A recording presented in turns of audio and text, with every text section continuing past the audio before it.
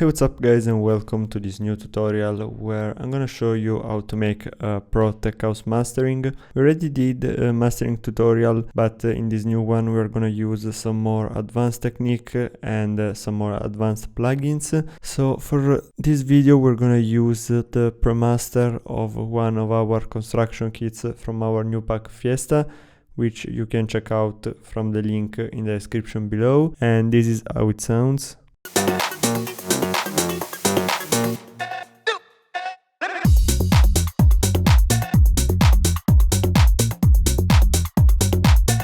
As you can see, we are starting at around -6 dB, and the first plugin that we're gonna use is gonna be for coloring the track, and it's the J37 from Waves, and we're gonna use it at the beginning of the mastering chain since it's gonna add some more harmonics that we might want to control later on with some EQ and some compression. So that's why we are starting off with this. We're gonna loop the drop section and we're gonna start to tweak the J37.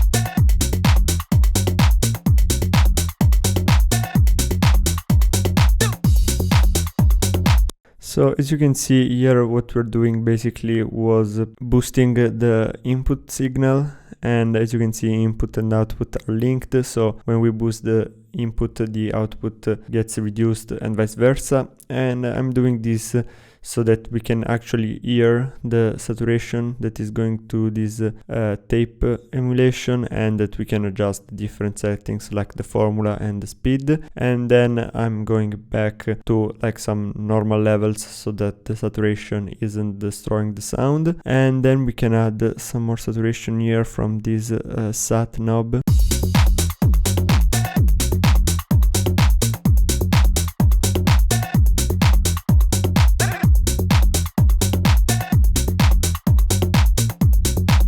As you can hear, it's adding quite a lot of character to the sound. Then we can move on into the EQ. So the first EQ that we're gonna add is the Bax Master EQ. This is really good to do some mid-side processing, some cuts and boosting. So we're gonna put it in mid-side mode. As you can see here on the top, we're gonna have the mid channel, and at the bottom we're gonna have the side channel, and obviously we're gonna deactivate the link so that we can process the mid from the side differently. We're gonna start with a cut for the mid section, so let's have a listen.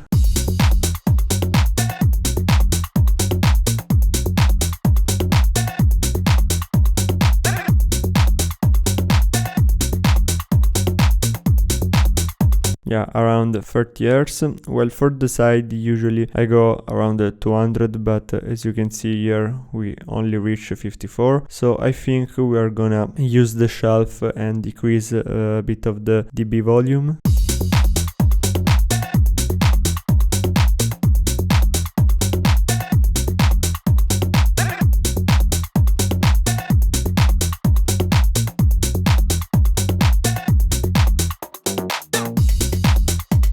Okay, around the 230 Hz. Well, moving on to the top, here I would like to boost a bit of the sides so that we get like more spread sound.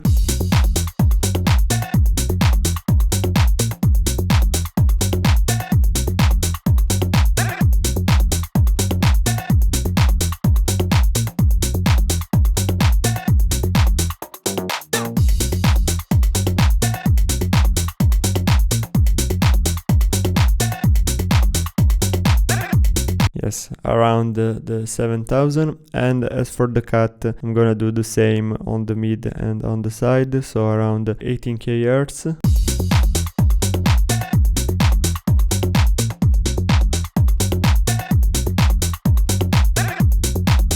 Yeah, maybe it's better with the 28 so that we can leave a bit of top frequencies. And then we're gonna move on to some more surgical EQ, and for that we're gonna use the FabFilter Pro Q3. So first thing that you wanna do here is go from zero latency to linear phase. This is really important for the mastering process, because basically when you're EQing you're also causing some phase shifts, while with the linear phase the plugin automatically corrects them, so you don't have these phase shifts which can cause some problem during the mastering procedure. So here we're just gonna do some surgical EQ, so removing some resonant frequencies mainly.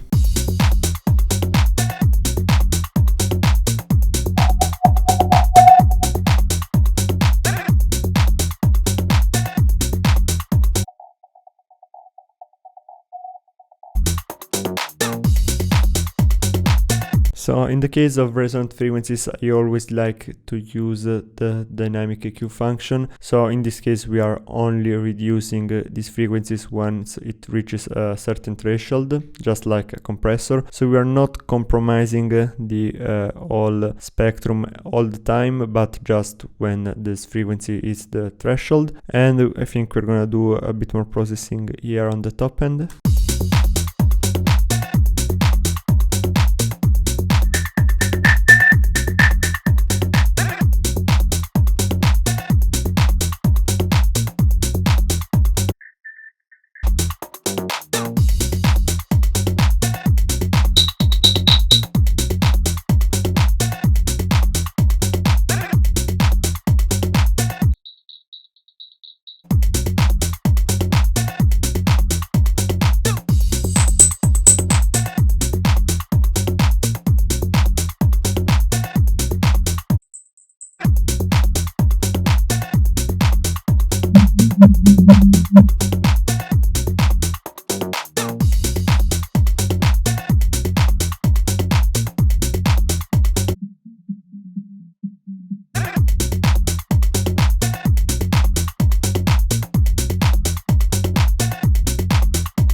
Okay, perfect, like this. And now we're gonna do some more processing on the stereo image. So we're gonna add the Ozone 9 imager.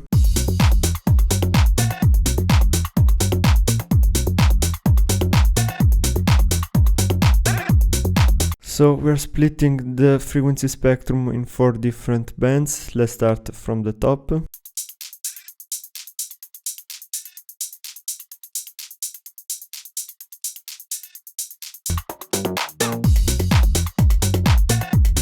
Yeah, the top sounds a bit too mono, so we have to spread it quite a bit.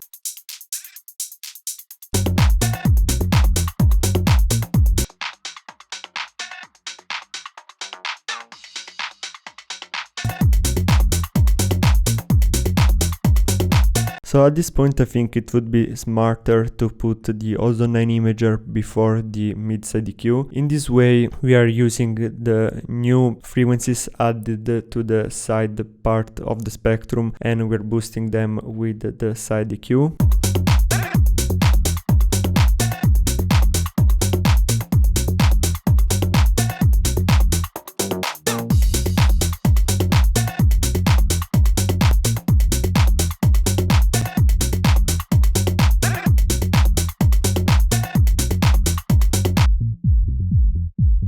Making sure that everything is in mono below 180.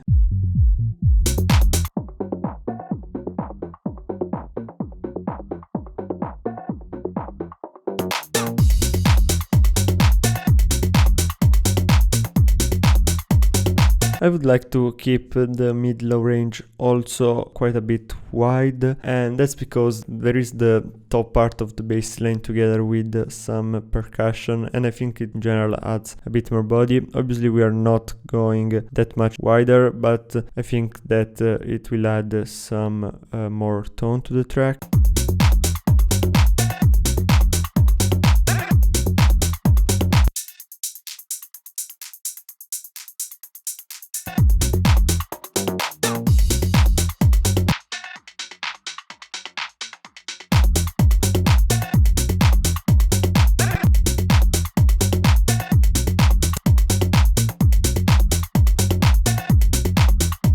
Also you can hear the boost of the Dangerous EQ, which is quite more consistent now. And then we can move on to the compression, limiting and the clipping section of the mastering. The first thing that we're gonna do is add Dyn1. This is a really cool plugin for multi-band parallel compression. So as you can see here, we have all of the controls.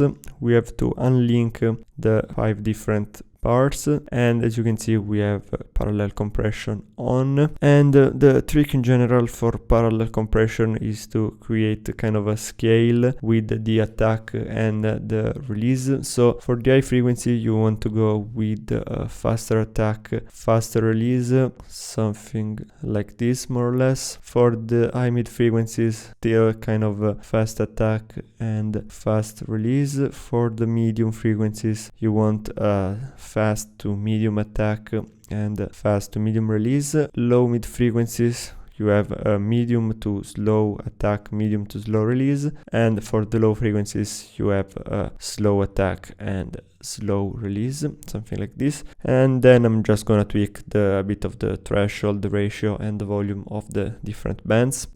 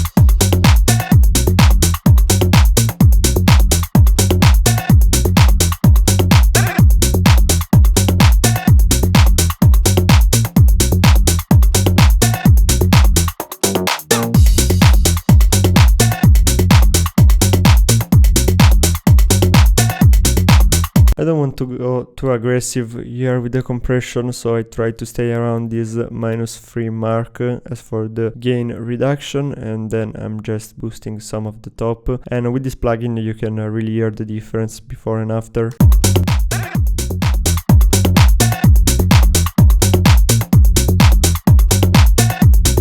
Kinds of brings everything to life. And then we have an SSL compressor just doing like a really tiny bit of compression, just 1 to 2 dB to glue everything together. Here there are different ways that you can do the SSL. So some people like to have a fast attack so that the compressor gets triggered by the kick. In this situation I prefer to have a slow attack so that we can let the kick transients go through and we can have the compressor triggered by the rest of the elements like the drums and the bass line.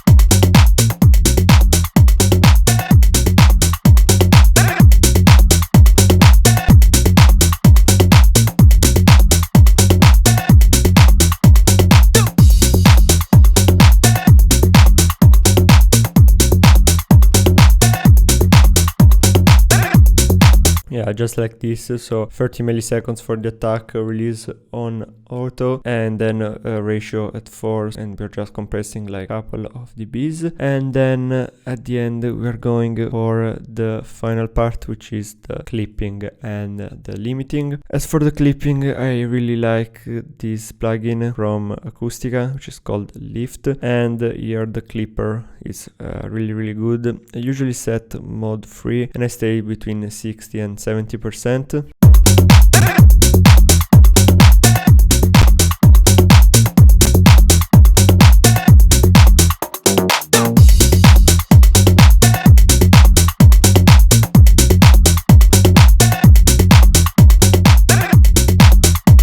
And final thing is gonna be the Pro L2 as for our limiter. So we're gonna remove true peak limiting, we're gonna put oversampling at 16. Then as for the style, we can try punchy. We want kind of a fast look ahead, slow attack, and channeling transients and release to 0, and we're simply gonna boost the gain until it distorts.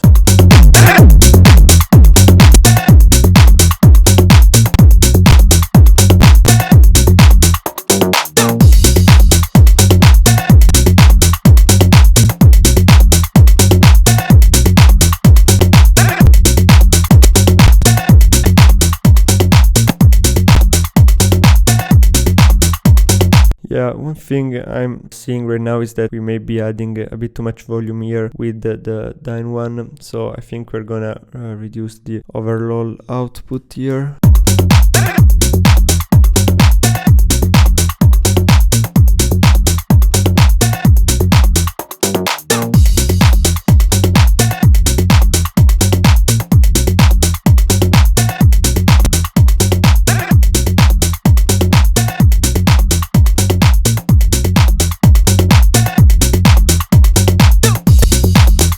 Okay, like this, and then just to measure the loudness and the overall spectrum of the track, we're going to use the span.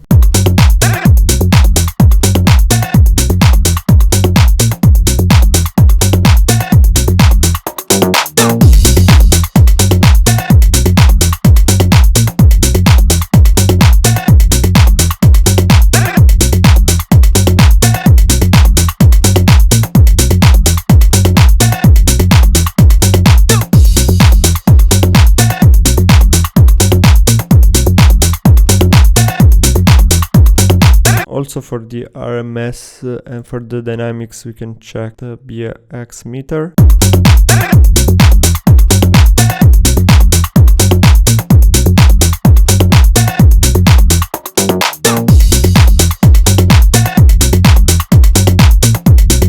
Yes, as for the span, I usually recommend to stay below this minus 30 dB mark, while for the dynamic here between 3 or 4 is good. And yeah, basically you can also use some reference tracks here if you want to really check maybe the RMS of some similar track. And we're gonna do a quick before and after just to see the difference.